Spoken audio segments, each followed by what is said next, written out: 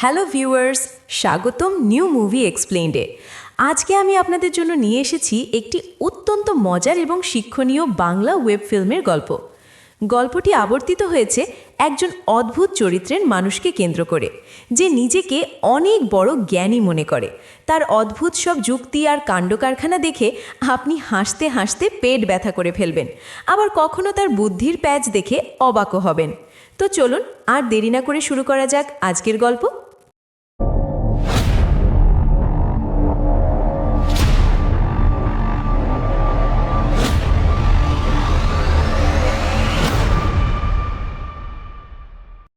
গল্পের শুরুতেই আমরা দেখতে পাই আমাদের নায়ক গনি মিয়াকে।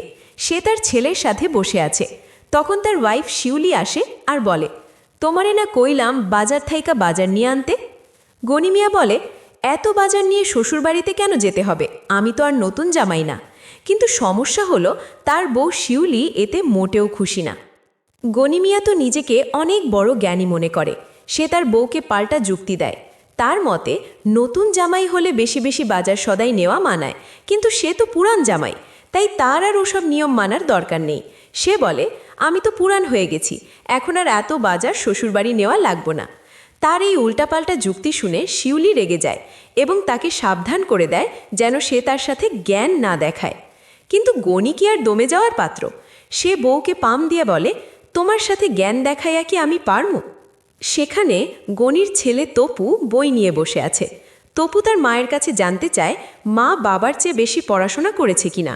শিউলি বিরক্ত হয়ে ছেলেকে তার বাবার কাছেই জিজ্ঞেস করতে বলে। তপু তখন তার বাবা গনি মিয়াকে জিজ্ঞেস করে, আব্বা, তুমি কি অনেক বেশি পড়াশোনা করছো? গনি মিয়া উত্তর দেয়, না রে বাজান, আমি অনেক বেশি পড়াশোনা করি নাই। পড়াশোনা করার দরকার হয় নাই আর কি। সে বোঝাতে চায় যে সে পড়াশোনা না করেই জ্ঞানী হয়ে গেছে। তার এই কথা শুনে ছেলে তপুও এক অদ্ভুত সিদ্ধান্ত নেয়। সে ঘোষণা দেয় সেও আর স্কুলে যাবে না, কারণ বাবা যদি না পড়ে জ্ঞানী হতে পারে তবে সে কেন কষ্ট করবে। সে বলে, আমি মানুষকে জ্ঞান দিয়া টাকা ইনকাম করুম, আব্বার মতো ফ্রিতে জ্ঞান দিমু না। ছেলের এমন কথা শুনে শিউলি তোর রেগে আগুন। সে বলে, এক জ্ঞানী নিয়ে ঘরে টিকতে পারতেছি না, আবার আর এক জ্ঞানী। গনি মিয়া ছেলেকে সান্ত্বনা দিয়ে বলে, বাজান রে, তোমার আর জ্ঞানী হওয়ার দরকার নেই। তুমি বেশি জ্ঞানী হইলে দেশের অবস্থা আকাশ ভরা তারা হয়ে যাইব। এরপর সে ছেলেকে বই পড়তে বলে এবং বাজারে যাওয়ার জন্য তৈরি হয়। গনি মিয়া সেলুনে যায় চুল ও দাড়ি কাটাতে। সেখানে সে নাপিত আব্বাসকে নানা রকম ইনস্ট্রাকশন দিতে থাকে। সে বলে, চুল কিন্তু বেশি ছোট করবি না, দাড়িটা হালকা সাইজ করবি, আর মুখে ওই যে কি দেয় না, ঘইষা মাইজা একদম ঝকঝকা তকতকা কইরা দিবি। আব্বাস জিজ্ঞেস করে ঘটনা কি। গনি জানায় আগামীকাল তার শালিকে দেখতে ছেলেপক্ষ আসবে, তাই তাকে ভিআইপি কাটিং দিতে হবে। পরের দিন গনি মিয়া, তার বউ এবং ছেলে শ্বশুরবাড়ির উদ্দেশ্যে রওনা দেয়। কিন্তু গনি কোনো ভ্যান বা রিক্সা নেয়নি।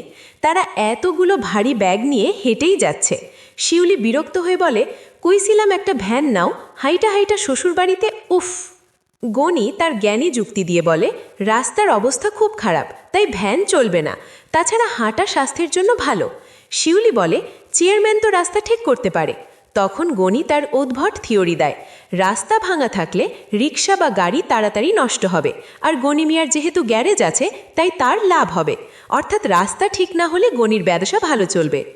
অবশেষে তারা হেঁটে হেঁটে শ্বশুরবাড়িতে পৌঁছায়। গনি মিয়ার শাশুড়ি তাদের জন্য বিশাল আয়োজন করেছেন। গনি মিয়া খেতে বসে আবার তার স্বভাবসুলভ কথা শুরু করে। সে বলে, নতুন জামাই হইলে শ্বশুরবাড়িতে এসব জিনিসপত্র আনা মানায়, আমি তো পুরান জামাই। তখন শাশুড়ি তাকে আদর করে খাওয়ান এবং বলেন, জামাই কোনোদিন পুরান হয় না। খাবার টেবিলে বসে গনি তার শালি শায়লার বিয়ের ব্যাপারে খোঁজ খবর নেয়। সে জানতে চায় ছেলে দেখতে কেমন, ছেলের জ্ঞান বুদ্ধি কেমন, কারণ গনির মতে টাকা পয়সা ধন দৌলত সব ভাগ করা যায় বা হারানো যায়, কিন্তু জ্ঞানের কোনো ভাগ হয় না। তাই সে চায় তার একমাত্র শালির বর যেন তার মতোই জ্ঞানী হয়। পরের দিন শায়লাকে দেখতে পাত্রপক্ষ আসে, কিন্তু অদ্ভুত ব্যাপার হলো পাত্রপক্ষ থেকে 7-8 জন মুরব্বী এলেও আসল পাত্র বা বরই আসেনি। গনি মিয়া ঘটক এবং মুরব্বীদের জিজ্ঞেস করে, আপনাদের মধ্যে ছেলে কোনজন? মুরব্বীরা জানায়, বাড়ির সব মুরব্বীরা এসেছে, তাদের পছন্দই ছেলের পছন্দ। গনি মিয়া এতে সন্তুষ্ট হয় না। সে বলে, চোখের দেখা বইলা তো একটা কথা আছে। মুরব্বীরা তখন তাদের ছেলের গুণাগুণ গাইতে থাকে। বাপের চালের কল আছে, পুকুর ভরা মাছ, গোয়াল ভরা গরু, এলাকায় প্রচুর জমি জমা। ছেলের পড়াশোনার দরকার নেই, কারণ বাপের এত সম্পত্তি। গনি মিয়া বুঝতে পারে ছেলের হয়তো কোনো সমস্যা আছে, তাই পড়াশোনা করেনি। পাত্রপক্ষ যৌতুকের একটা লম্বা ফর্দ ধরিয়ে দেয়, একটা হোন্ডা, স্বর্ণের চেন, আংটি, 2 লাখ টাকা এবং ঘর সাজানোর আসবাবপত্র। গনি মিয়া সব শুনে ঠান্ডা মাথায় বলে, আপনাদের চাওয়া একদমই কম, আমরা মেয়েরে ডাকি, আপনারা দেখেন। শায়লাকে মুরব্বীদের সামনে আনা হয়। তারা শায়লার নাম বয়স জিজ্ঞেস করে। একজন মুরব্বী সন্দেহ প্রকাশ করে শায়লার চুল আসল কিনা। শায়লা জানায় চুল আসল। এরপর তাকে হেঁটে দেখাতে বলা হয়। গনি মিয়া গর্ব করে বলে, আমাদের মেয়ে শুধু হাঁটতে পারে না, দৌড়াতেও পারে, আর সবারই দৌড়ের ওপরে রাখে। মুরব্বীরা শায়লাকে গান গাইতে বলে। শায়লা তখন একটা গান শোনায়। মুরব্বীরা মেয়ে পছন্দ করে, কিন্তু গনি মিয়া এবার তার চাল চালে। সে বলে, মুরব্বী, আপনারা আমাদের মেয়ে দেখছেন, পছন্দ হয়েছে, এখন আমরা আপনাদের ছেলে দেখতে চাই। মুরব্বীরা একটু ইতস্তত করে বলে, ছেলের আবার কি দেখার আছে? গনি নাছোড়বান্দা। সে বলে, আগামী শুক্রবার জুম্মার নামাজের পর তারা ছেলের বাড়িতে যাবে ছেলে দেখতে। পাত্রপক্ষ চলে যাওয়ার পর গনি মিয়া তার বউ শিউলিকে বলে, ছেলের মধ্যে মনে হয় কোনো একটা ঝামেলা আছে, নাইলে ছেলেরে সাথে নিয়ে আসতো না। শিউলি বলে, তোমার তো দুনিয়ার সব কিছুতেই ঝামেলা মনে হয়। গনি মিয়া বলে, ছবিতে দেখে পছন্দ করলেই হবে না, সামনাসামনি দেখতে হবে। সে সিদ্ধান্ত নেয় সে নিজেই খোঁজ খবর নেবে। সে বউকে বলে, কালকে সে এলাকায় গিয়ে মানুষের কাছে ছেলের খোঁজ খবর নেবে। পরদিন গনি রহমতপুর বাজারে যায়। সেখানে এক চায়ের দোকানে বসে এক মুরব্বির সাথে কথা বলে। মুরব্বি জানায় ছেলের বাবা রহমত মুন্সি এলাকার বিখ্যাত কিপটা। সে এক চায়ের পাতা 2 বার জাল দিয়ে খায়, পচা মাছ কেনে। তবে তার অনেক সম্পদ আছে। ছেলের নাম শাহিন। সে বাপের চেয়েও এক কাঠি সরেস এবং বদমেজাজি। গনি মিয়া বুঝতে পারে ডাল মে কুছ কালা হ্যায়। রাতের বাসায় এসে গনি মিয়া শিউলিকে জানায় ছেলের পরিবারের মুখ ছোট স্বভাব আছে, অর্থাৎ তারা কৃপণ। শিউলি বলে, কিপটামি কইরা যদি ভালো কিছু হয় তবে সমস্যা নাই, কিন্তু কিপটামি কইরা অন্যের কাছ থেকে লাখ লাখ টাকা যৌতুক চাওয়া, সেইটা তো সমস্যা। শিউলি চিন্তিত হয়ে পড়ে। গনি তখন রহস্যময় হাসি দিয়ে বলে, এটার একটা সমাধান সে ভেবে রেখেছে।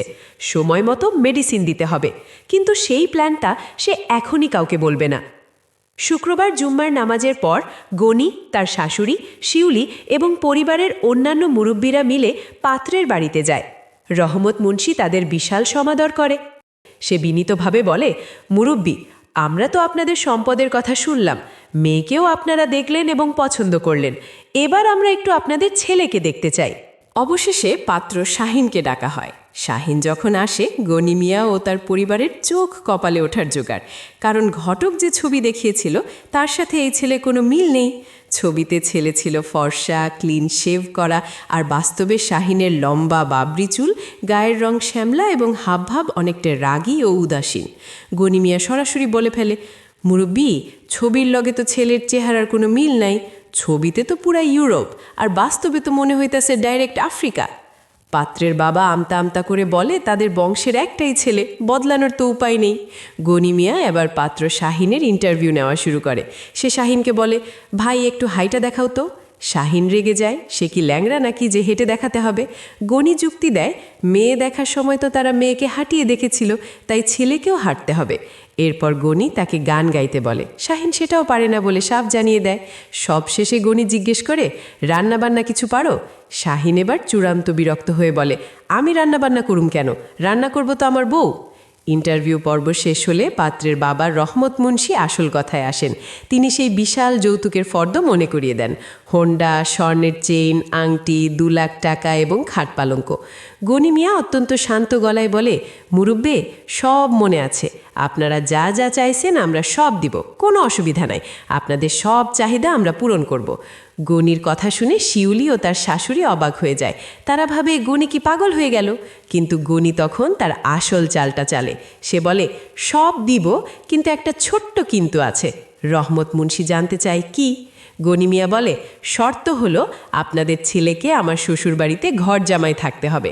এই কথা শুনে সবাই আকাশ থেকে পড়ে।